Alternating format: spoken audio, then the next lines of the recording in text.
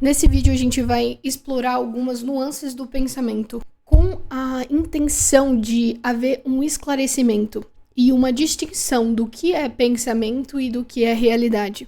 Porque muitas vezes a gente acredita num pensamento e eles são muito depreciativos, e esse pensamento depreciativo pode te influenciar a cometer coisas ruins contra si mesmo, se colocar nesse ponto de observador dos seus pensamentos e não como alguém que acredita cegamente neles.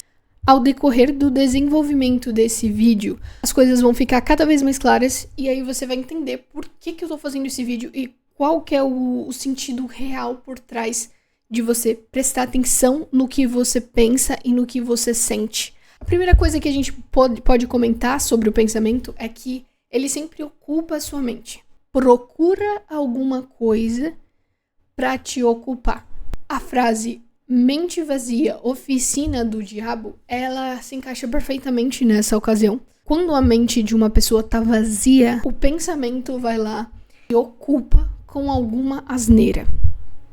Essa asneira pode ser autossabotagem muitas vezes, ansiedade, medo antecipatório, porque aquela mente está vazia. Ela não consegue aceitar que simplesmente as coisas podem acontecer no presente sem que a gente antecipe ou que a gente fique voltado ao que já aconteceu. Se você não se policia, você é consumido por todos esses ruídos. Você arruma um problema porque você estava entediado, com a mente vazia. E aí depois desse problema, você começa a se culpar porque você agiu errado, por exemplo, ou porque você está arrependido, você deveria ter feito mais.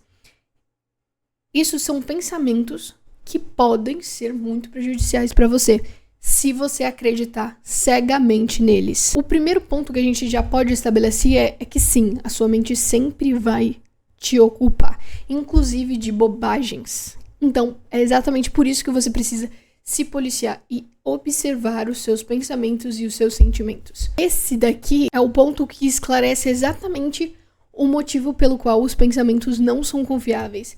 Eles são baseados em dados. Esses dados são todos registrados no seu corpo inteiro, sua mente, seu corpo, seu coração, tudo. Seu corpo inteiro registra os dados da sua infância. Seu inconsciente fica cheio de memórias.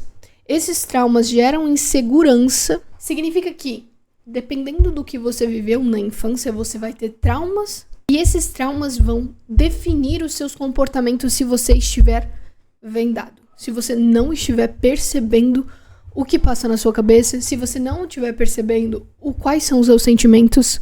Porque os pensamentos, inclusive, eles não têm certo e errado. A gente pode pensar coisas horríveis sobre o outro, sobre nós mesmos. Não existe moral dentro do nosso pensamento. Então, coisas horríveis e muito assustadoras podem acontecer dentro da nossa mente. Isso significa que de fato você é insignificante? Não. Significa que você na infância provavelmente acreditou que você era insignificante.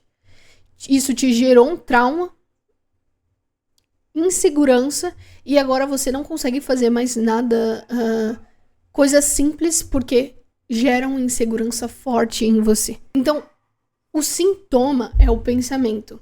A raiz do problema são os traumas de infância. E aí você vê isso com o psicólogo. Mas a gente nunca pode esquecer que o psicólogo auxilia. Enquanto você tem que fazer sua parte, que é observando os seus pensamentos, observando os seus sentimentos. Como a gente já estudou com o Jung, tudo que tá dentro tá fora. A gente já mencionou isso em alguns vídeos aqui. Inclusive muitas coisas filosóficas e profundas, psicológicas, que o Jung já esclareceu pra gente, mostrando que a matéria e a psique são a mesma coisa. Então significa que se os seus pensamentos são completamente desagradáveis, a sua realidade, a matéria, vai ser espelhada nisso. É uma coisa lógica que a gente vê acontecendo o tempo inteiro. Enquanto a gente não percebe todo o nosso potencial, nenhuma coisa exterior vai fazer a diferença. Nós mesmos é que temos que nos colocar nessa posição. A gente tem poder para isso, só que a gente foi limitado a vida inteira a achar que não. O pensamento é limitado. Olha só, a linguagem também é limitada. Se não é pensamento, se não é linguagem, é a pura presença. E por mais curioso que isso seja, você não precisa estar meditando ou estar em estado de transe para estar presente. O simples fato de você respirar agora, observar a si mesmo, observar ao redor, entender, sentir a pele tocando aonde seu corpo está tocando, sentir o ar que você respira. Isso é presença. E por mais bobo que isso pareça, quando você está presente, você não pensa. Porque não precisa de palavra, precisa de presença. O agora é verdade. O passado já não é tão confiável. O futuro é incerto. Então o presente é a única verdade. Isso é lógico. Existem respostas que não cabem em palavras e não cabem em pensamentos. Cabem apenas na sua presença plena, no seu estado total de atenção no agora. Tudo que não é o agora é o futuro ou é o passado. Nem o futuro, nem o passado pode te dar a verdade. Somente o presente pode te dar a verdade. Então, muitas vezes as pessoas se limitam pelo que elas já foram um dia.